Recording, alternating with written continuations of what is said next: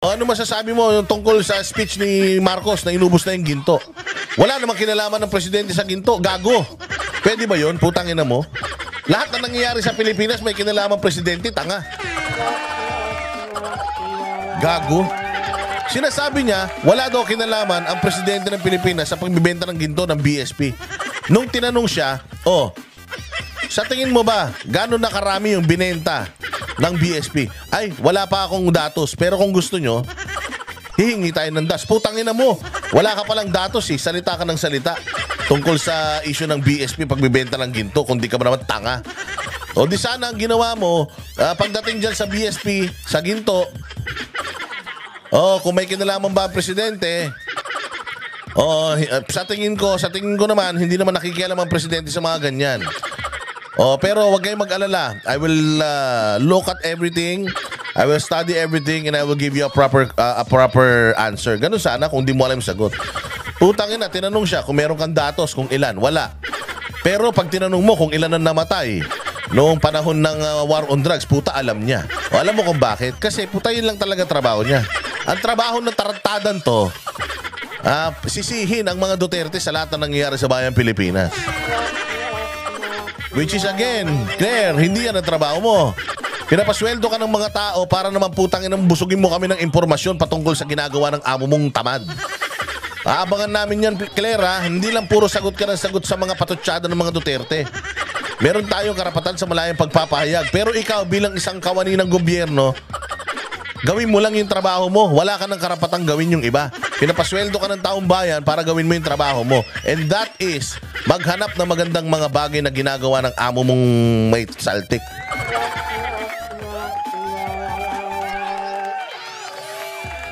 Di ba? Sabi ko nga sa inyo, ang lupit ng mga banat ni Banat Bay sa kanya. Pero bago ang lahat, ano yun natin? Puntahan muna natin mga bossing. Simulan na natin. Simulan na natin itong mga katarantaduhan ni Claire. Bago natin puntahan nyo kay Banat. Ang ganda rin ng mga Banat dito. Durog na durog talaga eh. Pero, siyempre, react muna tayo on our own tungkol dito sa mga katarantaduhan nitong ulaga na ito. Ito.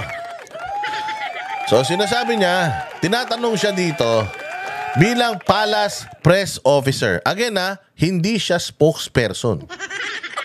Hindi siya spokesperson, official spokesperson. Hindi po siya mouthpiece ng presidente. Ito po, as her lahat ng mga sagot niya dito is capacity niya as a Palace Press Officer. Which is hindi part ng kanyang trabaho. Hindi part ng kanyang trabaho. But she is speaking as a USEC dito pakinggan natin kung gaano kaanghang ang mga bibitawan niya rito at kung gaano rin siya katanga. Sige. Sana mas magbukas ang isip nila kung sino ba ang mas umakto na diktador. Oy, palakpakan. So, ang sinasabi, umpisa pa lang yan. Umpisa pa lang yan Tinan ko nga kung may sound. Yan. Umpisa pa lang yan. Ang sinasabi nitong taratitat na ito, nitong tolongges na ito, ang sinasabi niya, sino ba ang mas umaktong diktador? Wow. So ang sinasabi niya, si Bongbong Marcos daw ngayon ay hindi umaaktong diktador.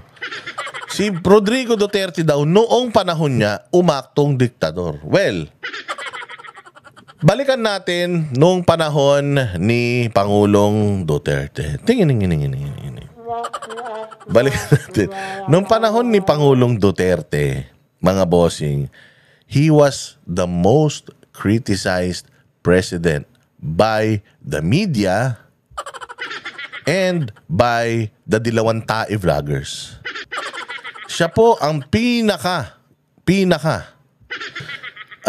inirereklamong presidente. Meron pang mga makakaliwa na nagrarally-rally para bastusin itong si Duterte. But did he ever, or one of his cabinet members, policemen, ever harassed anyone na nambababoy kay Duterte? Did anybody from his cabinet, government, police, military ever filed a complaint against an individual?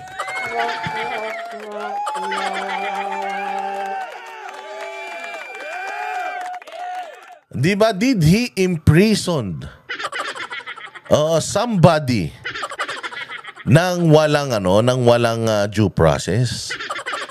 Si Pangulong Duterte ba ever ng baboy ng simbahan? Did he marami siyang pagmumura, minura niya si Santo Papa. Oo, tapos minura niya yung sabi nga niya, meron siyang mga statement tungkol sa Diyos. But did he ever physically harm a person of religion, a person of faith, a church more so? Did he ever say na itong leader na ganito sa sekta na ganito, itong sa Muslim, itong sa iglesia, did he ever, bad-mouthed itong mga taong ito? Bibigyan kita, Claire, ng example. Sige, doon lang muna tayo, ha.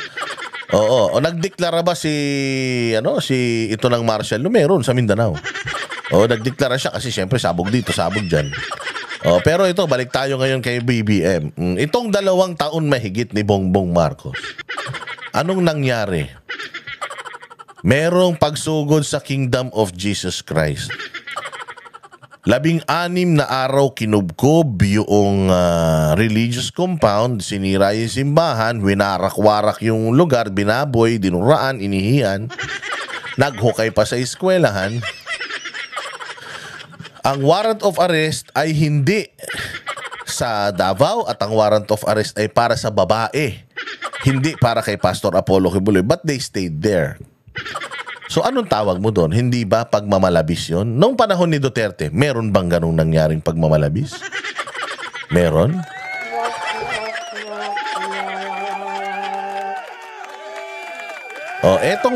Itong administrasyon na to, yung mga people of faith, yung mga simbahan, anong tinatawag nila sa mga simbahan na to? Kulto. Hindi naman sa hindi naman sa pagja-judge.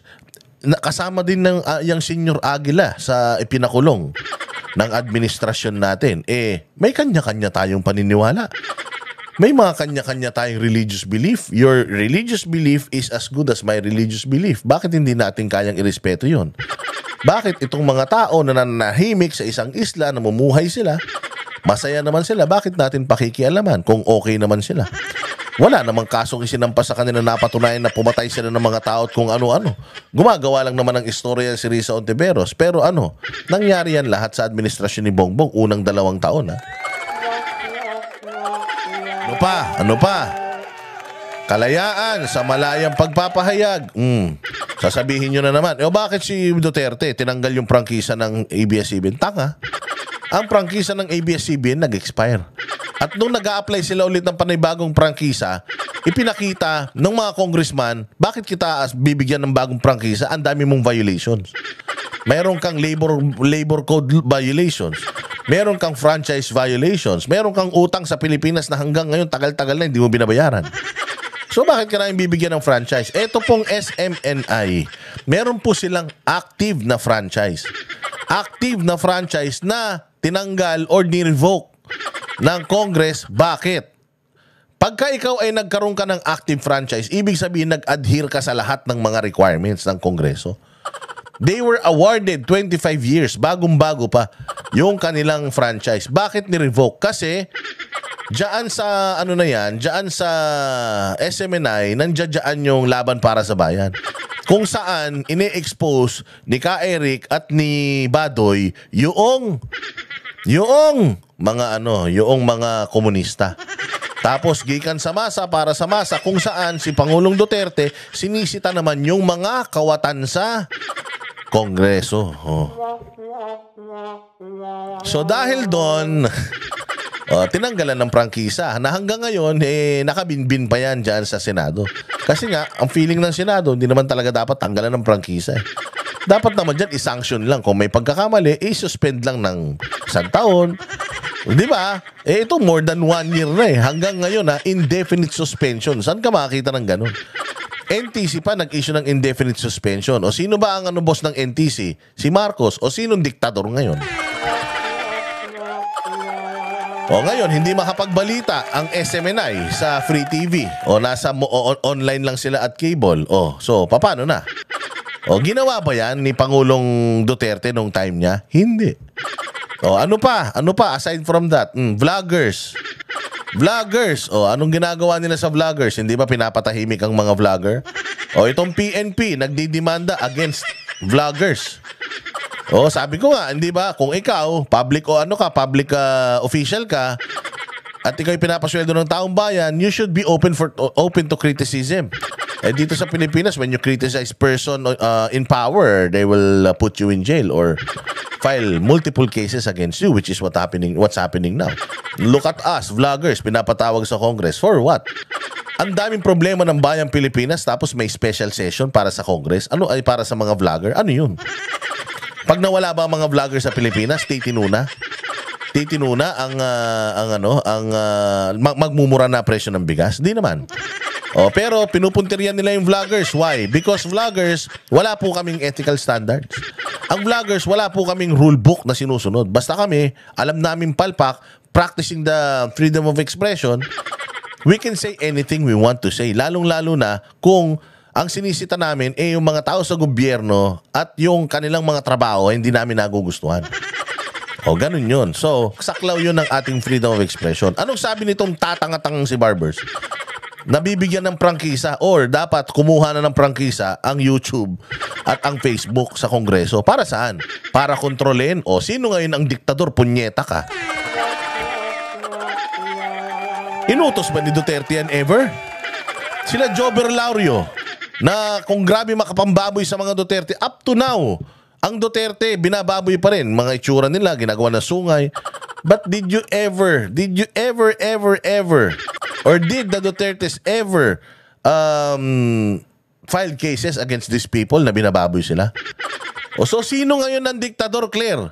Sa loob ng 6 na taon, naging diktador si Pangulong Duterte sa mga kriminal. Putang ina mo. Kung naging diktador si Duterte sa mga kriminal, okay dapat sa iyon. Kaya buhay ka pa ngayon, putang ina mo ka. Dahil naubos ang mga kriminal nung panahon ni Duterte dahil sa ganda mong niya. Baka isa ka na sa mga naging biktima ng krimen. Baka naman galit ka, Claire. Baka naman galit ka dahil kriminal ka din.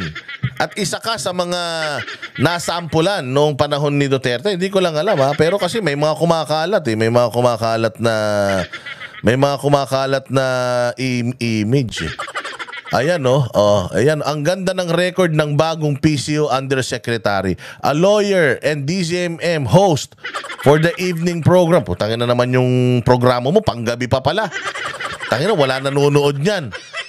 Usapang Dicampanilla is currently detained at the Manila Police Office or Manila Police District for turning hysterical. Putang ina ka, may topak ka rin pala Baliw ka pala nag-hysterical ka while questioning the legality of the arrest of her client Tuesday. Putang ina mo, ikaw pala ang diktador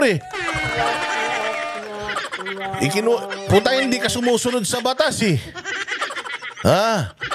Hinuli yung kliyente mo baka may kaso. Tapos nag-hysterical ka, nagalit-galit ka. Lawyer Claire Castro, who introduced herself to the reporters as an employee of ABS-CBN. Putang na, taga-ABS pala Kaya pala galit na galit sa Duterte tong hayop na to And said she was there only to help.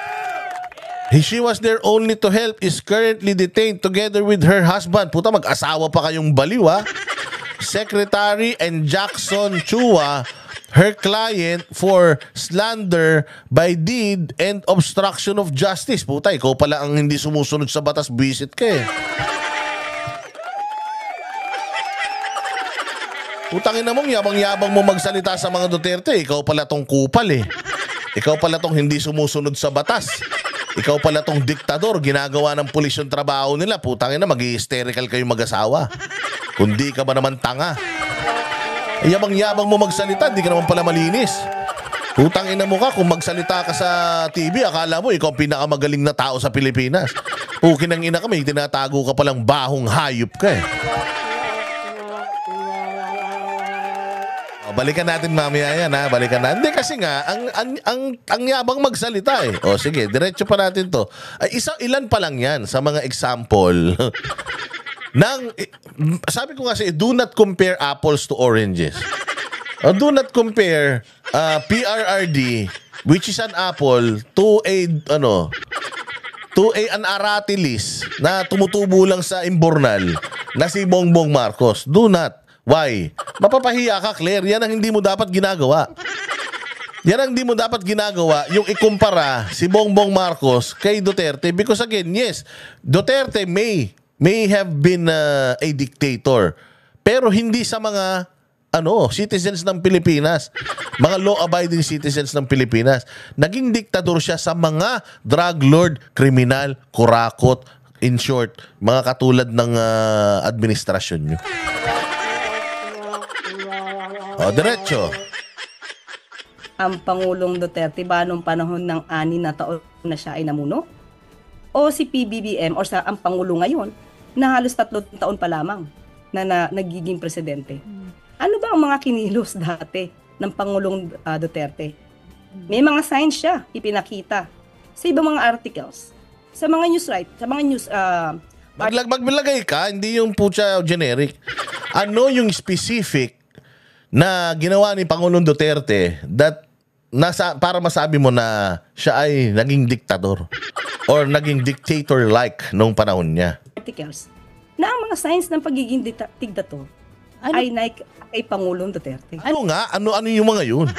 Ano po yung top of mind na iisip po ninyo ngayon? Kasi mamaya yung mga nakikinig. Top of mind.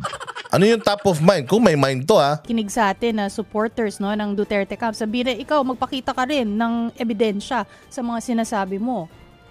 Nako, baka po kulang ang oras natin kapag... Yan ang sinasabi ko. Tinanong siya, tangina, huli ka, no? Ano yung nasa top of your mind that made you say na si Pangulong Duterte ay nagpakadiktador nung panahon niya? Anong sagot? Baka abutin tayo ng 10 oras ng gabi. Yes. Tangina mo, wala kang maisip. Tingnan natin. Hindi ko pa kasi napapanood to. Baka may binigay siya. Tingnan natin. Tayo ay nagsabi. Ulitin. Okay, sabihin lang po natin. Hindi pa po ba siya ay ninanais niya, may mga action siya na pagbabiolate ng Constitution, mga provisions ng Constitution. Like, for example, hindi ba't hinamon niya mga Pilipino, encourage niya mga Pilipino na huwag magbayad ng tax hanggat hindi nagbibigay ng detalye ang Kongreso ng kanilang... Hindi ba? That's the right thing to do. Morally. And besides, tanga-tanga talaga tong putang inan to. Bobo ka talaga. Claire. Putang ina mo ka, huling-huling kung gaano ka katanga. Yan ang sinasabi ko sa iyo, hilig mong magpa-interview, hindi ka naman marunong, punyeta ka. Ang sinasabi mo dito, okay, ina to bobo. Ang sinasabi mo dito, si Pangulong Duterte noong presidente siya ay maladiktador. Ngayon, putang ina ka, kinulong ka ngayon nung mga nag-interview sa'yo. Bopols ka, kakampi mo na yan, ginawa ka pantanga. Ano yung on top of your mind? Ano yung nasa isip mo? Na ginawa niya na nagpakadiktador siya. Para naman fair sa mga nanonood na mga Duterte. Puta, wala siyang maisip. Wala. Sabi niya, baka abutin tayo ng siyam. Hindi, putang, on top nga bobo ka pala Abogado ka Comprehension lang, mahina ka. On top of your mind, may ibig sabihin, isa lang. Magbigay ka ng isang classic example. Noong panahon ni Duterte, na ginawa niya na maladiktador. Putang ina mo, wala kang alam. Hindi mo alam, wala kang naisagot. Ulitin natin Wala siyang naisagot nung tinanong siya kasi salita siya ng salita. Sino ba diktador sa kanila? O, tinanong siya, bakit mo masabing diktador si Duterte? Ha? Wala na. Okay nang ina naghang, ang gaga. Ay, kung nga sa'yo, putang ina ka Castro, kung kami pa mag-i-interview sa'yo, baka masuka ka ng tae. O, ulitin natin ha. Magbayad ng tax hanggat hindi nagbibigay ng detalye ang Kongreso. Hindi ba't hinamon ng Constitution siya na pagbabiolate ng Constitution, mga provisions ng Constitution, like, for example, may mga okay, sabihin lang po na kulang ang oras natin. Nasabi mo. Nako, baka po kulang ang oras natin kapag tayo Ito Ebidensya sa mga nakikinig sa atin na supporters no ng Duterte camp. Sabihin na ikaw magpakita ka rin ng ebidensya sa mga sinasabi mo. Puta, natawa siya. Tangina, wala siya ebidensya. Tangina nyo, gago kayo talaga. Tangina nyo tatlo. Usapan natin, hindi nyo ako tatanungin ng mga critical. Putang ina nyo, alam nyo nang tanga ako eh. O sige, dahil magaling akong vlogger, putang ina. Gagamitin ko na lang aking kabobohan. Sabi niya, diktador daw si Duterte nung panahon niya. So tinanong siya, anong ginawa ni Duterte? Putang ina, on top of your mind. Ano sabi niya? Nako, baka po kulang ang oras natin kapag tayo ay nagsabi. Ulitin, okay, sabihin lang po natin. Yan na. Isip siya. Putang ina. Ako na bahala rito. Wala na sa script to. Hindi pa po ba siya ay ninanais Sa nag-post eh. Gumano siya nag-post. Puta nag-isip. Tinan nyo kung anong inabot ng isip ng isang abogadang tanga.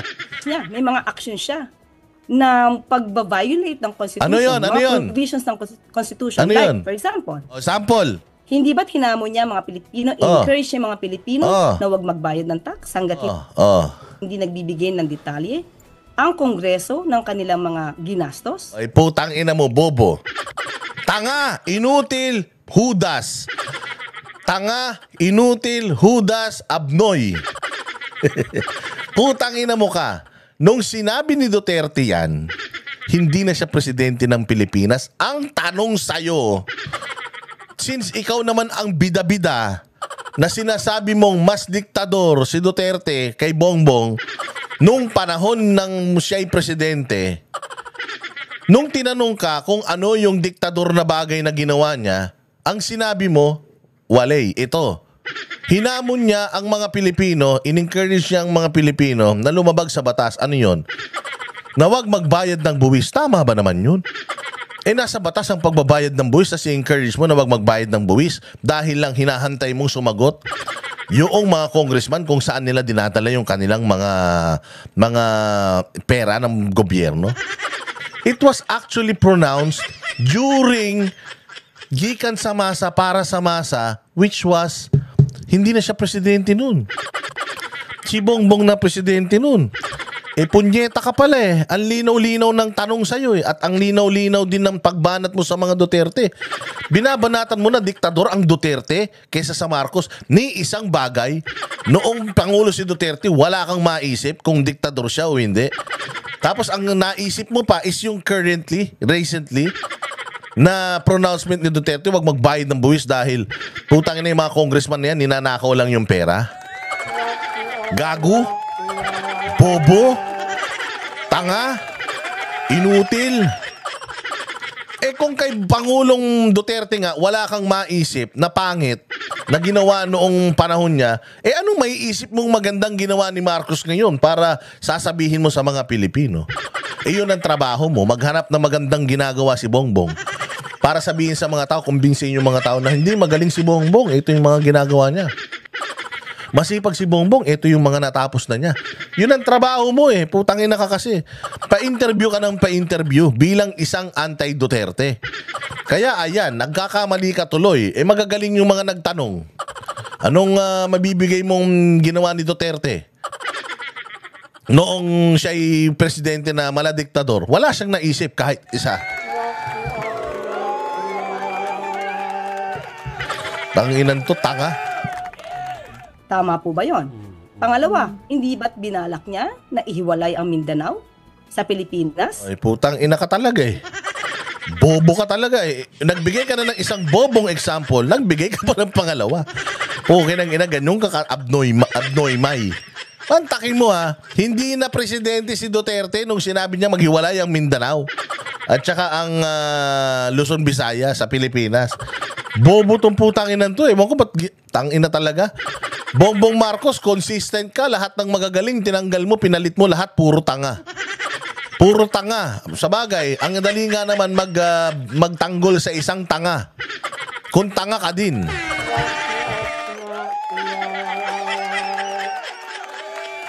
Putay na, dapat mas natuwa pa ako sa iyo, Bongbong, kung kinuha mo na lang spokesperson mo, kaya PCO mo si Trillanes eh. Tayo na, at least yun si Trillanes, talagang nasa puso niya yung pagiging Duterte hater. Eh ito hindi, nagpapanggap lang na Duterte hater to eh. Para maupo sa gobyerno mo eh, wala nga siyang alam tungkol sa mga pinaggagawa ng mga Duterte, tapos paniambanat sa Duterte ng putang inan to. Ako tanungin mo, Claire, kung ano yung mga ginawa ni Bongbong Marcos na na katarantaduhan sa Pilipinas, kaya kitang sagutin kahit natutulog ako. Pero ikaw, putang ina, bilang isang anti-Duterte, wala kang alam na ginawa ni Duterte unconstitutional nung siya'y namumuno bilang presidente. Ngayon mo lang sasabihin yung mga yan, hindi na siya presidente niyan. Opinion niya yan as a private individual. Tanga.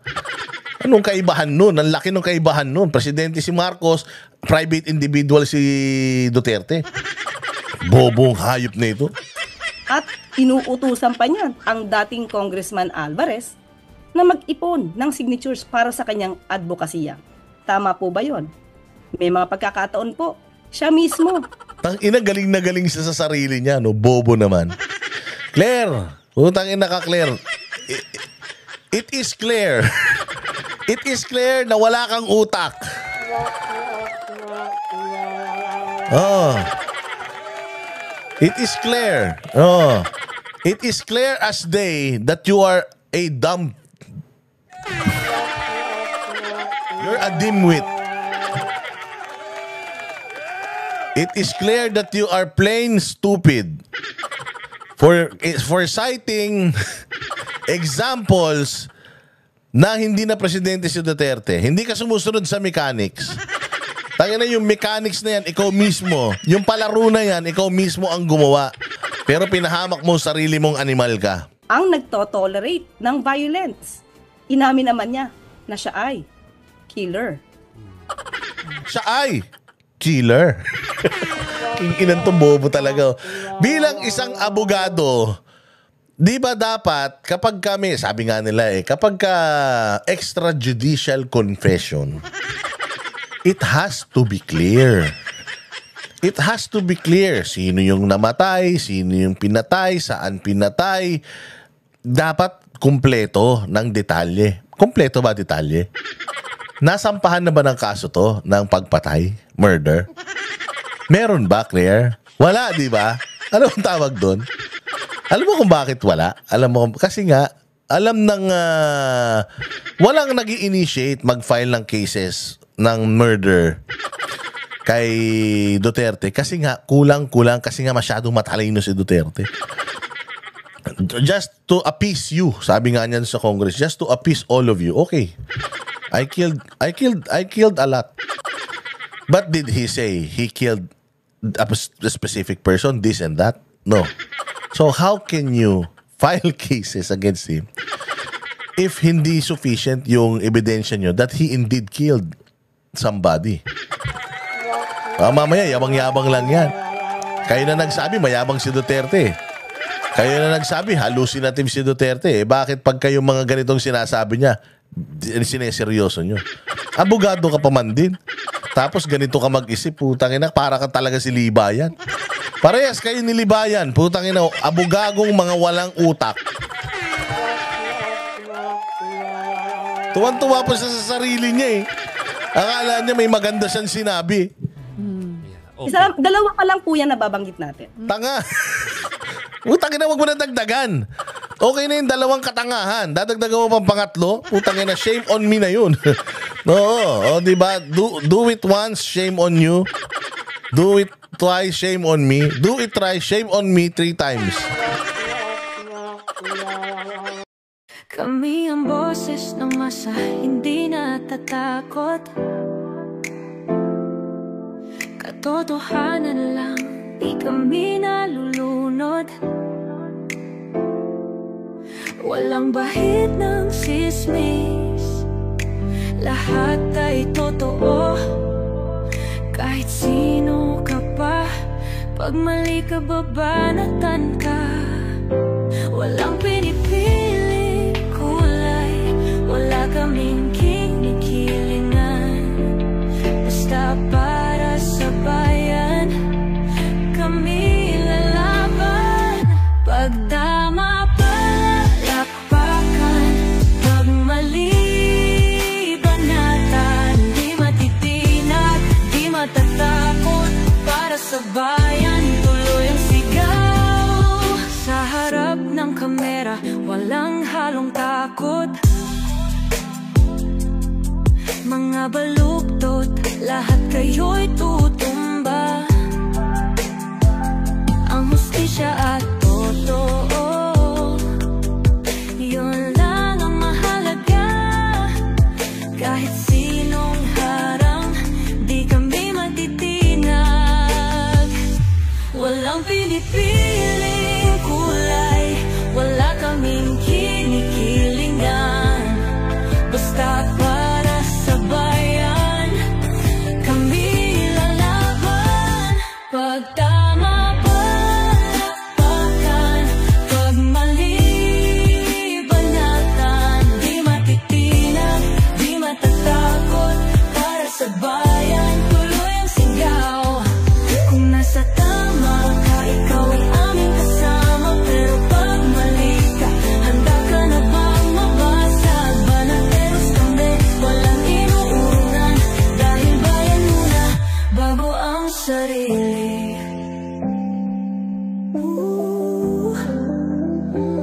Bago ang sarili.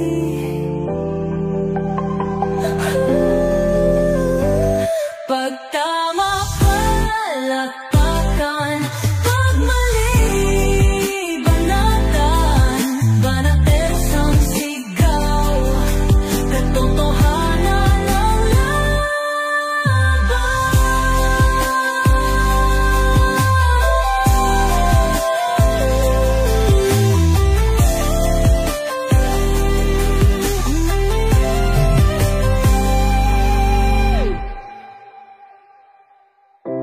Sa harap ng kamera, wala